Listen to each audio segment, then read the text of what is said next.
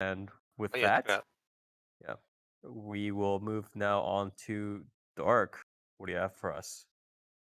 I have uh, Isekai de Mofumofu, and its Uh, English name of Fluffy Paradise. Um, so this is from EMT Squared, Yeah, T Squared Studio, and this is, as you would guess, an Isekai. And yeah. so EMT our Squared opening has done a is lot of that recently. yeah, yeah, because they do Kuma Kuma Kuma Bear. Um, is it Yeah, way Isekai back when they Yuri? did stuff like Kumamiko, they did Ami no Koko, like a lot of like slice of life stuff. But more recently, I think they've done quite a lot of isekai stuff. I think quickly. Oh yeah, they did do Renai Bokun. I forget, but yeah, that was a little bit long while ago. Nowadays, again, they're a little bit more into isekai series. Again, much like White Fox, much like a lot of smaller studios trying to keep afloat. Yeah. Um, and yeah, so this is an isekai series about what is it? So we open with our main heroine, Kitsu Midori, who's 27 and ends up in another world after dying from overwork. Um, but during her reincarnation, she asked for the ability to be loved by all non-humans. Um, and the reason why she gets this is because the Is god this of that furry? world is like trying to, what do you call it? He wants to judge whether or not like humanity deserves to remain in his like isekai world. Um, Right. and ultimately, I think what it's going to be is more so like her making connections both with animals and with like other people. And kind of deciding their worth from there. So anyway, after she gets reincarnated as someone named Nefertima Ate. Um, and okay, yeah, and her nickname being Nima. And she's the youngest daughter of a top class noble family. Mhm. Um, and so this just turns into a lot of very slow life, slice of life, semi power fantasy ish type stuff because it turns into a lot of her against all odds, like befriending animals that and like fantasy like animals and like monsters that like everyone is like, there's no way anyone could ever like, you know, come in contact like or get this dragon to bow to them or something or let them ride them. Yeah, but the thing And is, like, the good thing is in these sorts of series, like even in the problem is like even in something like a soul life farming isekai, there are sometimes like problems with the balance or problems with like the power fantasy because like parts of it turn into like a battle series or whatever. But there's not as much of that even that in this series, right? For the most yeah, part, so at it's like least the power at creep doesn't this matter as rate, much. yeah, at Yeah. this rate, it's just more so about like, monster of the or like animal of the week to be tamed essentially and Mhm. sort of where these fall into the isekai world that she's in now. Right. Yeah, like how she befriends the Crimson Dragon, but that's also technically the king of all the dragons. And then the nobles around her, like there is a wyvern, like riding knight, like core.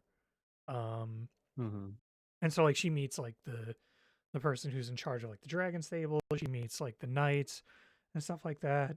Um, and it seems to be like in the beginning they had this shtick where she was like, "Oh, does that mean like if all like the animals like me, does that mean like humans may not like me then?"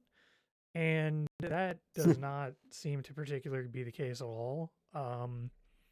She kind of like through the animals befriends pretty much everyone she comes across as well. whether it be the stable Mhm. keeper for the wyverns, the crown prince, because the crown prince has the title, like the title character. You can see the white tiger. That's his, like, they call them like divine beasts, which are like beyond. They're not like animals. They're like spirits created by like actual like spirit magics or something, not an actual like born animal. Right. And so she befriended him too, and then through him, like somewhat befriended the prince. And it kind of just goes from there, with her getting wrapped up in different scenarios through that. Like she befriends the Crimson Dragon, and the reason why was because it was like summoned for her sister to do battle in like some school coliseum thing for some test. Mhm. But she wanted to befriend Is the this dragon instead. is this in episode? I'm assuming this is mini arcs, right? Yeah, Or is this episodic? yeah, it's been mini arcs in that. Well, I mean, it's mostly episodic right now. Like there is carry through, Okay. obviously, but each episode so far has been like, like episode one, like you get your bearings, you meet the tiger. I can't remember if at the end of episode one she also befriends the red dragon, or if that is episode two. But then episode two is primarily, I believe, the wyverns. Yeah, is her like befriending the wyvern Okay. camp, and the stables. And then episode three was some other stuff that kind of like brought those two together in a certain way, and like her exploring the city and some other minor like slice of life things going on. Mhm. Um, but yeah, so it's very episodic in that sense. But obviously, like it doesn't like throw away essentially the connection she made in the prior episodes. They kind of like come in to like assist her in some way, shape, or form. Right. But yeah, Uh, so can as you far as like can story wise, you pretty simple. can you talk us a little bit through the audio visuals? Yeah, so the audio visuals are very nice. Um, it's definitely they are from what I so at least so far they're very solid. EMT, the problem with EMT though, I feel like, is that sometimes they just decide to not give things as much budget, which is a bit sad. Um, like Mm. I want to say, where is Kuma Kuma Kuma Bear? Because Kuma Kuma Kuma Bear season one was very solid. Granted, this could have been Mhm. me watching just the BDs, but then season two was not as definitely took a bit of a hit. But I did watch that Right. airing, so BDs might clean that up a bit. However, this I feel like has been probably the strongest showing so far, at least. Mhm. Style wise, it's like what you would expect from them. It's pretty clean, pretty shiny. Um, Not like super involved shading, but it still looks nice. Um, and yeah, really no real complaints to be had as far as that goes. Right. Okay. I would guess the other thing of note would be, um, what is it? The opening is kind of what you would expect for a series like this. But what was really nice is the ED is actually all in, or primarily in, what you call it, being done with like felt and felt dolls. So it's like a live or stop motion ish, um, thing being done with like all felt and felt dolls. So it has a very cute ending, which was quite a nice Yeah, touch. it's yeah, it's like the good version. It's like a not whack version of something like a again Thunderbolt Fantasy. Yeah, I mean Yeah. it's hard to. I mean, Thunderbolt Fantasy. Listen, Thunderbolt Fantasy is pretty cool. Um, Yeah, it was pretty good, to but be fair. It was surprising. It was surprising, I think, is it's very what I should odd. say, rather. But Yeah. yeah, the ending for this for Unexpected. some reason I cannot find like an actual like the TV edits. They seem to be getting like flipped. Um, Mhm. they seem to be getting cut like taken off of YouTube pretty decently, but yeah, the actual style they went for it was really, really nice. Mhm. And yeah, there's not like a ton to really cover with the series. Yeah, I mean, right, You know, yeah, it's like pretty a big name very VAs. straightforward. Yeah. Like you Oh, okay. have Could you run through those? yeah, so like the main girl, she's being voiced by Kakumai, who has done her biggest role though right now is probably like Eris from Mushoku Mm, Tensei. yes. But she's been in a lot of things, you know, she's been like The Gray Man, Asterisk War. Well, yeah, she was also Fran, the main from the Sword Isekai, like Sword Dad.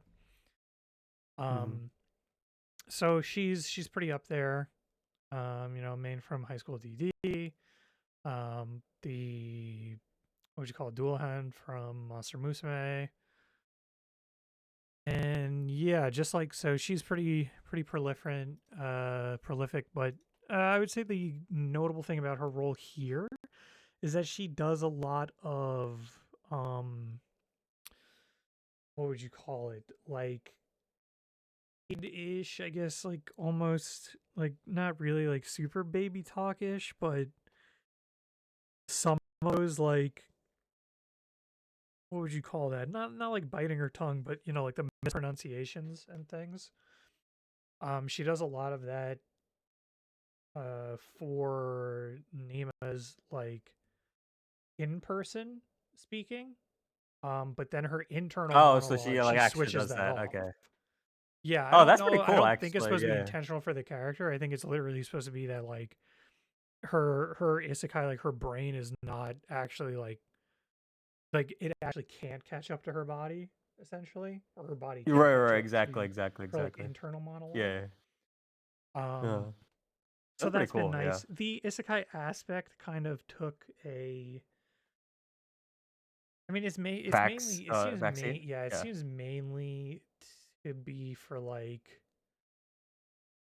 just to have that sort of power fantasy type thing really bleed Yeah, just through that, of or her just to like set up that high fantasy setting, right? yeah, It and for her to be like, damn, like, I really wish I could have done like this is something I've always wanted to like do, um, or something I could have only dreamed of and things like that. Like it's not really, it doesn't really come into play insofar as like you know you would in a typical Isekai series of like using her past knowledge for anything. It Mhm. does not come up nearly as much. It seemed to be there as well to have the character be more of a lucid character and for it to make sense. Mhm. But yeah, as far as that goes, like I said, there's really not a whole lot to cover with it. It is a very standard Straightforward. series, but I would say executed very well. Right. And Okay. definitely something worth checking out if you like these sort of slow life, um, isekai fantasy, you know, things where it's just kind of like it's just a slow life with animals at this point. It's just really the Mhm. only way to describe it. Yeah. Does not And seem I like think there's going again to be it's a little anything bit, major on the horizon insofar as like plot lines go or anything. yeah. And I also think it's again a little bit of a better, I think the best word to say it is bent, because again, a lot of the slow life, I'm just farming, guys. I'm just collecting the money, guys. I'm just doing this. A lot of those series have kind of gone the way of I'm just collecting the money or I'm just farming. And by the way, I still have to defeat the demon lord. You know what I mean? It's like it has a Yeah. lot of that.